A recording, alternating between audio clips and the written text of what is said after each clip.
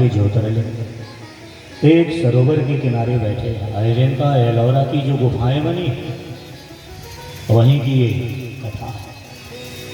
मुनियों ने कहा महाराज भाव सहित इस कथा को जरा समझाइए, हमारे सब की बड़ी भावना है भूषणेश्वर भगवान की दिव्य कथा को सुनने के लिए। तो श्री सूत जी महाराज ने बताया कि सुधर्मा नाम के एक ब्राह्मण हैं, भारद्वाज उनका गोत्र है, वंश है। उनकी पत्नी का नाम सुदेहा, पति पत्नी दोनों निवास करते हैं। विगत कई वर्ष बीत गए लेकिन संतान नहीं है। कहाँ जाए, क्या करें, कैसा करें। तो पत्नी कहती थी प्राणनाथ एक काम करो, मेरे से संतान नहीं हो रही तो दूसरा विवाह कर लो, किसी तरीके से पुत्र की प्राप्ति हो जाए। ब्राह्मण कहे नहीं नहीं, जो है आनंद है, होगा कभी ना कभी बनेगा। कई दिन बीत गए लेकिन संतान ही नहीं। तो अब की बार पत्नी कही एक काम करो, दूसरा नहीं कर रहे तो ना करो, मेरी सगी बहन है, छोटी बहन, और वह बहन का नाम घुषमा है, ना हो तो घुषमा को ले आइए। और घुषमा मेरी सगी बहन है, बड़ी छोटी है, सीधी है, सरल है, बड़ी धर्मात्मा है, मेरी बहन को ले आओ, पत्नी बना लो, कहीं उसकी कुछ संतान जन्म ले। बार बार कहने के कारण आज तैयार हो गए और घुषमा को ले आए। तो घुषमा का परिपूर्ण नियम है कि जिस दिन से होश संभाली है उस दिन से कितनी सी मिट्टी ले आती है और मिट्टी के शिवलिंग बना के पूजा। मेहमानी में जाए तो अपने साथ मिट्टी लेके जाती थी कि पता नहीं वहाँ मिली नहीं मिली। तो मेहमानी में जाए, रिश्तेदारी में जाए, जहाँ भी जाए मिट्टी रख ले गए और प्रतिदिन सवेरे स्नान करके थाली में रख के शिवलिंग बनाती थी, जल चंदन धूप दीप से पूजा कर लेती थी। पक्की नियम थे प्यारे। आज घुषमा पति के किनारे आई है तो रोज मिट्टी लाए, शिवलिंग बनाए, पूजा करे, तब घर का काम करे, भोजन पानी बनाए, खाए खिलाए, भगवान की सेवा करे। शिवलिंग बनाने के कारण घुषमा इतनी पुण्यवती है कि आज घुषमा गर्भवती हो गई और धीरे धीरे गर्भ की वृद्धि होने लगी और गर्भ के परिपूर्ण होने के बाद अच्छे योग समय में घुषमा ने एक पुत्र का जन्म दे देती है। भगवान की प्रसाद से, भगवान की अनुग्रह से पुत्रवती होए, पुत्र का जन्म होगा, पुत्र का जन्म होगा। धीरे धीरे पालन पोषण होने लगा। लेकिन बाहरी बड़ी बहन ऐसी कुमति हो गई, ऐसी बुद्धि इसकी हो गई, द्वेषता आई गई। बड़ी बहन को ये लगा दादा ये बड़ा हो जाएगा, धीरे धीरे इसकी माँ का मान सम्मान बढ़ जाए, बड़ी दुखी होने। तो मन में ऐसे भाव बना लिए कि मौका मिलता तो गला दबा देती, ये मर जाता। इतना तक सोचने लेकिन मौका नहीं मिला।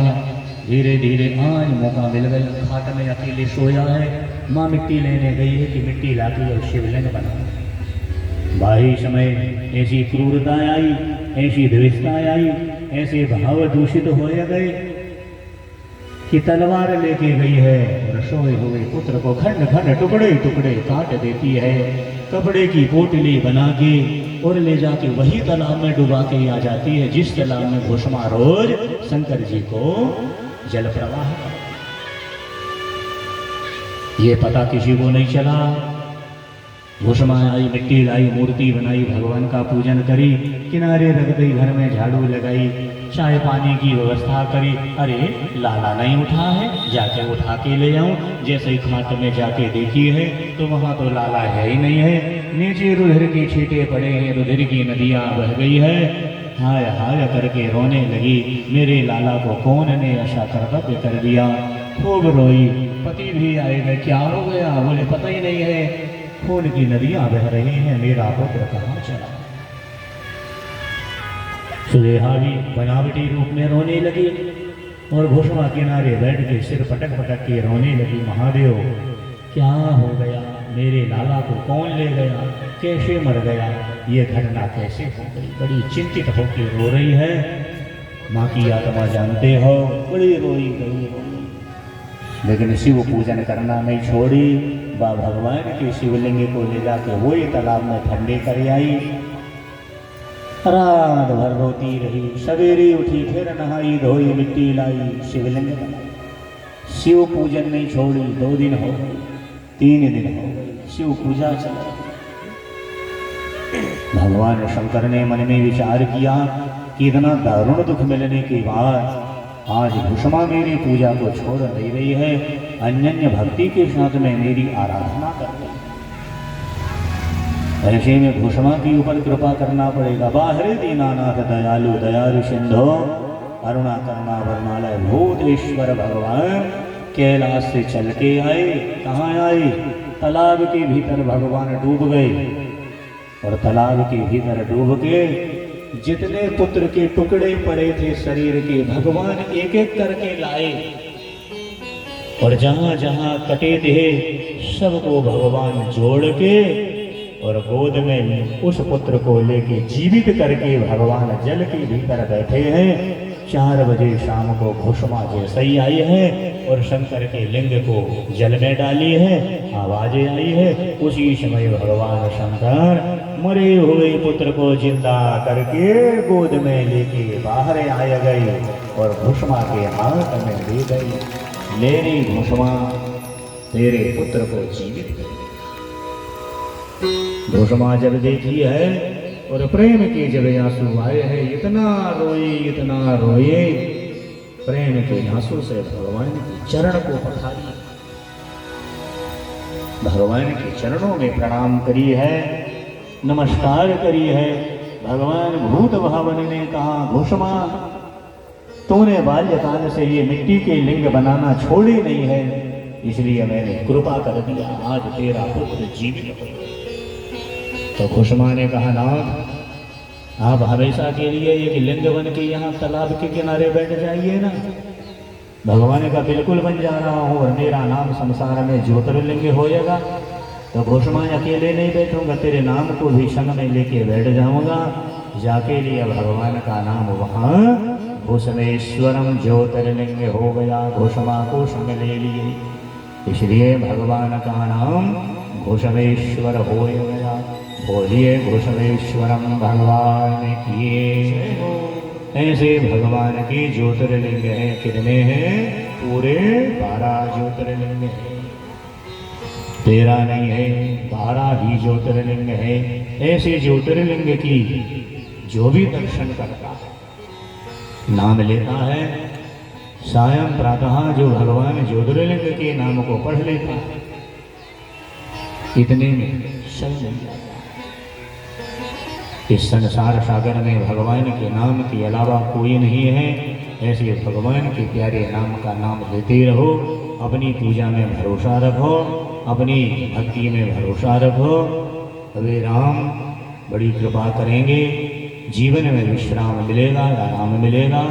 आज भूषमा पूजा करके सुखी हो गई और जगत में भगवान का नाम भूषमेश्वर हो गया। बोलिए भूषमेश्वर भगवान की जय हो। कोई नहीं आ रहे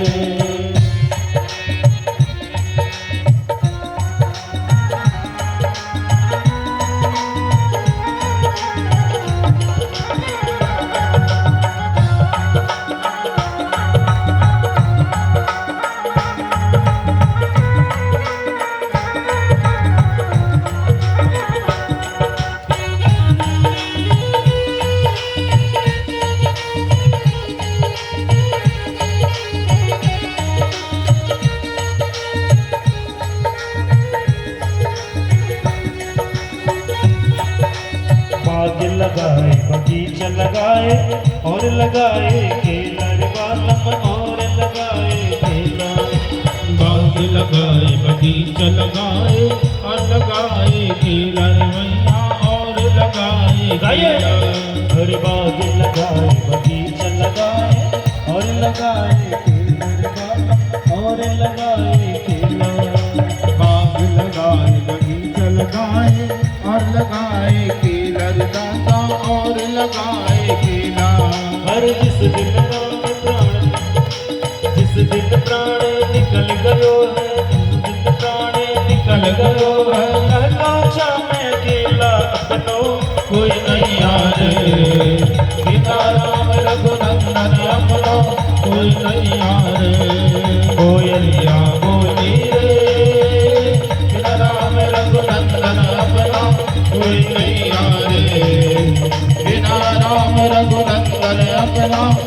तैयार